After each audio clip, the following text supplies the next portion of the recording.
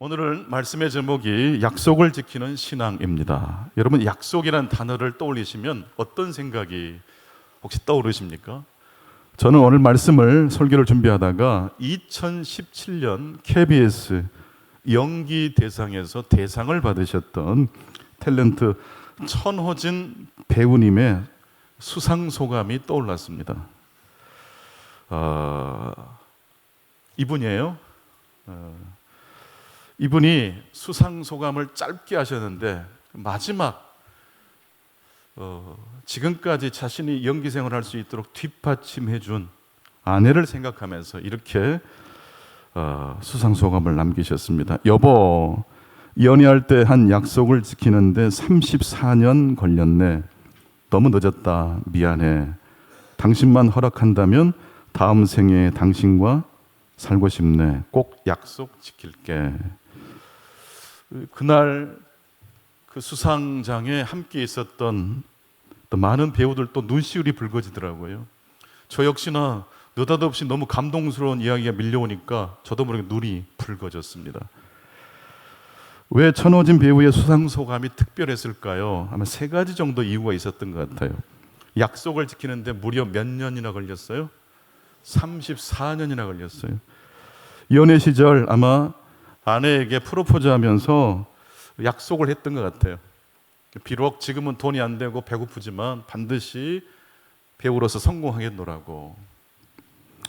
뿐만 아니라 무엇보다도 이 수상 소감이 감동이 줬던 것은 약속이 가지고 있는 힘 때문이 아닌가. 여러분, 약속하면요, 누군가 손을 걸고 약속하면 그 약속은 힘이 세요. 6.25 사변 때 북에서 내려오신 가정들이 많았잖아요. 홀로 내려오신 분들은 많이 돌아가셨어요. 근데 자식들 10명, 12명 끌고 내려오신 분들 죽을래야 죽을 수가 없어요. 책임감 때문이겠죠. 오늘 말씀은 약속을 지키는 신앙, 서원을 지키는 신앙입니다. 서원이라고 할 때 맹세할 서자, 원할 원자를 씁니다. 국어사전에 보니까 하나님께 어떤 선행을 하거나 헌물을 바치겠다라고 맹세할 때 사용하는 것이 서원입니다. 여러분, 약속을 하게 되면요, 반드시 지켜야 되잖아요. 사람과 사람 사이 약속도 약속하면 이제 내 시간이 아니에요. 약속하면 그 약속에 우리가 묶이게 되는 겁니다. 인간과의 약속도 그렇게 지켜야 될 약속이지만 하물며 하나님과의 약속, 서원은 어떻게 해야 되겠습니까? 정말 소중히 서원해야 되고 서원했다면 그것을 반드시 지켜야 할 것입니다. 그래서 오늘 구약 본문을 읽어보면 서원을 경솔하게 해서는 안 된다라고 말씀하고 있어요. 미혼인 딸이 무슨 마음을 먹고 서원을 하나님 앞에 했어요. 근데 아버지가 보니까 이건 너무 경솔해요. 그러면 아버지가 반드시 점검한 다음에 찬성할 수도 있고 반대할 수도 있어요. 반대하면 그 서원은 무효가 됩니다. 결혼을 한 여인이 서원을 또 했어요. 근데 경솔한 서원일 경우에는 남편이 가만히 보고 이거 반드시 지키지 못할 약속이구나 싶으면 무효를 선언할 수 있어요. 물론 이 말씀은 당시 시대가 가부장적 사회이기 때문에 여자의 권리가 남자에게 묶여 있다라고 해석할 수도 있겠지만 좀 더 이 말씀을 들여다보면 이 말씀을 이렇게 남편에게 묶여 있고 아버지에게 묶여 있도록 한 것은 서원을 남발하지 않도록 하기 위한 장치였다는 것을 알 수 있습니다. 오늘 본문의 배경은 이제 이스라엘 백성들이 40년 광야 생활을 거의 마무리 짓고 모압 평지에 도착했을 때의 일어난 일입니다. 이제 조금만 더 나아가면 가나안 땅, 약속의 땅이 들어옵니다. 그런데 바로 이 타이밍에 하나님이 왜 서원에 대한, 약속에 대한 말씀을 언급하셨을까요? 너희들 약속이 중요하다. 서원한 것은 반드시 지켜야 된다. 혹시 경솔하게 쉽게 서원한 것은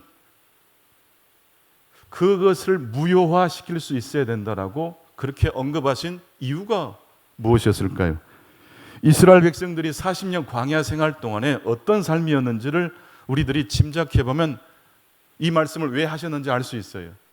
이스라엘 백성들이 40년 광야 생활 동안에 하나님과의 약속을 잘 지켰던가요? 그 약속을 많이 어겼어요. 언약 백성으로서의 삶에 책임을 다하지 못했어요.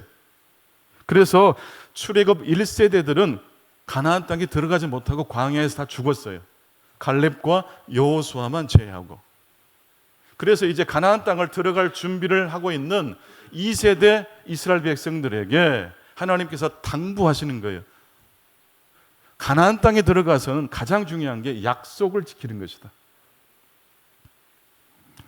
그래서 오늘 본문은 서원을 지키는 신앙, 약속을 지키는 신앙이라고 말씀하고 있습니다. 지키지 못할 약속은 하지 않는 게 좋습니다. 또한 약속한 것은 반드시 지켜야 합니다. 구약과 신약이라는 말도 약속이라는 뜻입니다. 그러니까 우리 그리스도인들의 정체성은 어디에 있습니까? 약속을 잘 지키는 사람이 그리스도인의 정체성이에요. 보통 우리가 사회에서 집을 계약한다든지 어떤 계약을 할 때가 있잖아요.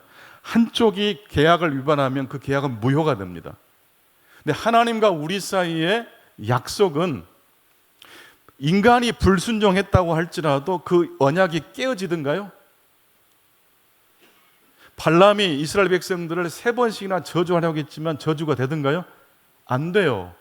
불성실했던 이스라엘 백성이지만 하나님 허락 없이는 이스라엘 백성 저주 못해요.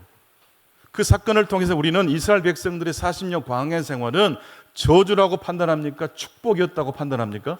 축복이었어요. 물론 가나안 땅에 들어가지 못하는 섭섭함은 있었지만 그렇다고 해서 저주는 아니에요. 왜냐하면 하나님과의 약속은 한번 체결이 되면 끊어지지 않아요. 왜 끊어지지 않을까요? 비밀이 있어요. 이스라엘 백성이 그렇게 불순종하고 죄를 범해도 하나님과의 언약 체결이 깨어지지 않아요. 그것은 누구 때문일까요? 누가 손해를 감수하시기 때문에 언약이 계속 유지되는 걸까요? 바로 하나님의 희생 때문이에요. 구약은 옛 약속이고 신약은 새 약속이라 그러는데, 신약은 신약 성경을 말하는 게 아니고 이미 구약 성경 안에 새 언약이라는 표현이 등장해요. 십계명을 돌판에다 기록해 놨더니 그 돌판을 볼 때는 경각심이 있는데 돌아서만 잊어버려요. 그래서 하나님께서 아예 이스라엘 백성들의 마음 신비에 하나님과의 약속한 내용을 기록하시겠다고 말씀하셔요. 즉 하나님을 사랑하고 하나님을 믿고 따르기로 한 언약 백성은 죄 지을 수 있어요. 넘어질 수 있어요. 그러나 본능적으로 아파요. 죄를 지으면 죄책감이 생겨요. 무거운 짐이 느껴져요. 이게 그리스도인의 거듭난 증거입니다. 예수 그리스도를 믿으십니까? 그럼 마음대로 사셔 보십시오. 근데 마음대로 사라지지 않아요. 왜요? 우리의 신비에 하나님의 약속한 그 내용이 기록되어 있어요. 하나님은 우리의 하나님이 되시고 우리는 하나님의 자녀라는 그 이야기가 기록되어 있어요. 시편에 보게 되면 우리가 음부의 자리를 펴고 누울지라도 그곳에 누가 오세요? 여호와 하나님이 오신다고 그랬어요. 그리스도인의 정체성은 약속을 지키는 겁니다. 끝까지 약속을 지킬 줄 아는 사람. 우리 사회가 유지되는 것도 약속을 지키기 때문이에요. 윤석열 전 대통령에 대한 내란 재판에서 무기징역이 선고됐습니다. 그분은 대통령으로 취임할 때 국민과 헌법 앞에 서야겠던 것을 어긋냈어요.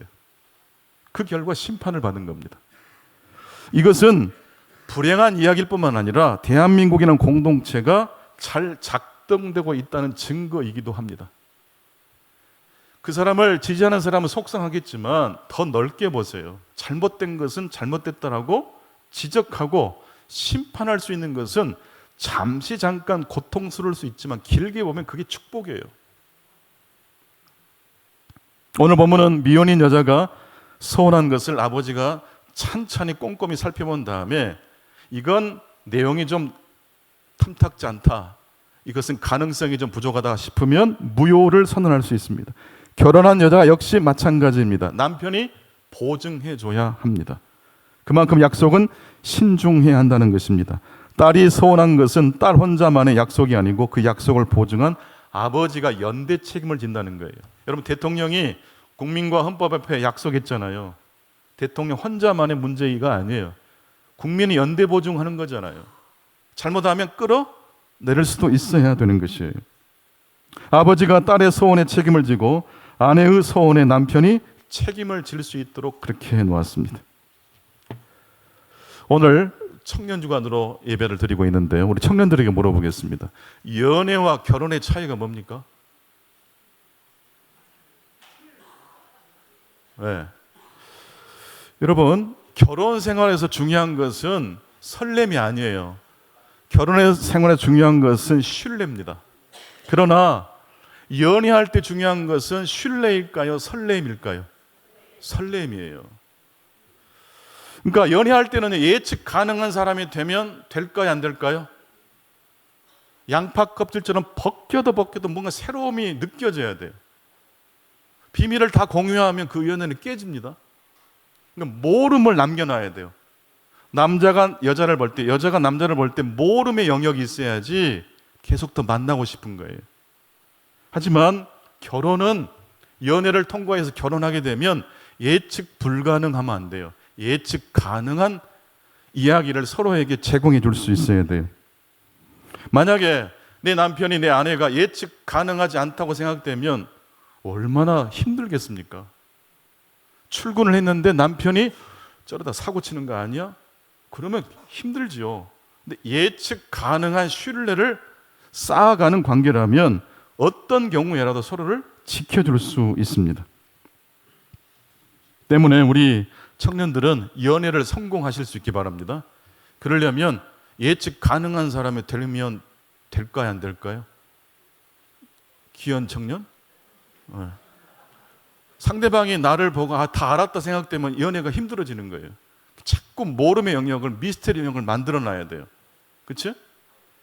그러나 결혼하고 나면 예측 불가능한 사람이 되면 안 돼요. 날마다 이벤트하면 안 돼요. 이제는 모두를 바꿔야 돼요. 서로가 서로에게 신뢰를 줄 수 있어야 돼요. 그러기 위해서는 평상시 작은 약속을 잘 지켜야 돼요. 그런 것들이 쌓여져서 신뢰가 구축되기 때문입니다. 오늘 말씀을 세 가지로 짧게 정리해서 드리겠습니다. 첫 번째로, 그리스도인은 약속을 지키는 사람입니다. 따라합시다. 그리스도인은 약속을 지키는 사람입니다. 약속을 지킨다는 뜻은 무엇입니까? 손해를 감수할 수 있어야 된다는 뜻이에요. 오늘 신약의 본문 보니까 한 죄 많은 여인이 하나님께 용서받고 그 은혜가 너무 커서 비싼 향유옥합을 예수님의 발에 부었어요. 그날 그 시간에 깨뜨린 겁니까? 그 전에 이미 결심하고 서운한 겁니까? 이미 준비 다 끝난 거예요. 서운한 거예요. 그리고 나서 그날 결정해서 깨뜨린 거예요. 근데 그 주변 사람들이 박수 쳐주는 게 아니라 이거 팔아서 더 가난한 사람을 도와야지. 여러분, 논리만 있으면 사람을 이렇게 괴롭히는 거예요. 그 여인의 그 삶의 정향 속에 들어가지 못하고 겉모습만 판단하면 이런 일이 벌어져요. 그런데 여러분, 이런 시비 소리를 들었을 때 여인은 눈 하나 깜짝하지 않습니다. 흔들리지 않습니다. 이게 바로 약속을 지키는 사람들의 모습입니다. 우리 교회도 그런 분들 많습니다. 환난과 어려움이 막 닥쳐요. 그래도 교회 나오세요. 이게 진짜죠. 이게 진짜죠. 마태복음 11장 28절과 29절입니다. 수고하고 무거운 짐진 자들아 다 내게로 오라. 내가 너희를 쉬게 하리라. 나는 마음이 온유하고 겸손하니 나의 멍에를 베고 내게 배우라. 그리하면 너희 마음이 쉼을 얻으리니. 여러분, 신자가 된다는 것, 믿음의 생활을 한다는 건요, 짐이 가벼워지는 게 아니에요. 짐을 지는 거예요. 약속을 지키기 위해서 십자가를 지는 거예요. 두 번째, 그리스도인은 함께 하나님의 약속에 묶인 사람들입니다. 함께 또 따라서 하겠습니다. 그리스도인은 함께 하나님의 약속에 묶인 사람들입니다. 홀로 씩씩하게 신앙생활은 처음부터 성서적이지 않아요. 홀로 씩씩하게 신앙생활하는 사람 치고 신앙생활의 열매를 맺을 수 있는 사람은 없어요. 마리아가 요셉과 정혼한 상태, 약혼한 상태에서 그만 아기 예수님을 임신하게 됐잖아요. 천사 가버리 나타나서 너에게 기쁜 소식을 내가 전해주겠다. 네가 예수 그리스도를 잉태하고 또 그 예수가 세상을 구원하게 될 것이다 라는 메시지를 들었을 때 마리아가 얼마나 당황하고 놀랐습니까? 불가능하다는 거예요. 뿐만 아니라 나는 아직 정식 결혼까지는 하지 않았다는 거예요. 그러나 이미 결혼한 사람이나 마찬가지인 상태인데 덜컥 임신 사실이 밝혀지면 저는 돌에 맞아 죽습니다. 그런 뜻이기도 해요. 이때 천사 가브리엘이 누가복음 1장 36절에 누구를 예시로 들어서 마리아의 두려움을 담대함으로 바꿔줍니다. 누가복음 1장 36절입니다. 보라, 내 친족 엘리사벳도 늙어서 아들을 배었느니라. 본래 임신하지 못한다고 알려진 이가 이미 6달이 되었느니라. 여러분, 신앙생활은 약속을 지키는 건데 그 약속은 혼자 지키는 게 아니라 함께 하나님의 약속에 묶인 사람들과 함께 약속을 지켜나가는 겁니다. 마리아가 자신의 두려움을 무엇으로 극복했습니까? 엘리사벳이 나이 많아 할머니가 됐는데 임신을 했다는 그 이야기를 듣고 자신에게 찾아온 성령의 역사를 수용하게 돼요. 하용조 목사님께서 연예인 교회를 개척할 때 이야기입니다. 연예인들과 성경 공부를 하는 도중에 누가복음 1장 본문을 가지고 공부를 하게 됐어요. 그래서 마리아에게 천사 가버리 나타나서 성령으로 아기 예수를 잉태한다는 그 본문. 근데 그 본문을 읽고 설명하는데 연예인들이 좀 기질이 아주 특별하잖아요.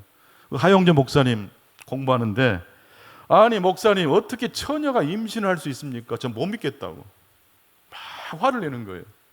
그러자 삽시간에 분위기가 쇠해지죠. 이때 구봉서 장로님이 그 당시만 해도 초신자였을 때일 거예요. 그 사람을 향해서 이렇게 냅다 말을 던졌습니다. 남편 요셉이 괜찮다는데 네가 왜 시비냐고. 요셉이 괜찮다는데 네가 왜 난리냐고. 그게 정답은 아니지만 그 이야기를 통해서 분위기가 반전됐어요. 인간의 논리로 성경을 다 이해 못하거든요. 하나님의 초월을 어떻게 인간이 조작할 수 있겠어요? 점과 점을 이으면 선이 되지만 선을 세우는 건 사람이 할 수 있나요? 못해요. 그건 하나님이 세우시는 거예요. 세 번째, 그리스도인은 예측 가능한 사람이 될 수 있어야 됩니다. 따라서 합시다. 그리스도인은 예측 가능한 사람이 되어야 합니다. 그러니까 어떻게 우리가 신뢰를 회복할 수 있을까요? 작은 약속을 지킬 수 있어야 돼요. 그럴 때라야 사람들이 교회를 향해서 교회는 약속을 지키는 사람들의 모임이야. 무엇 때문에 그래? 저분들은 평상시 약속을 참 잘 지키더라고.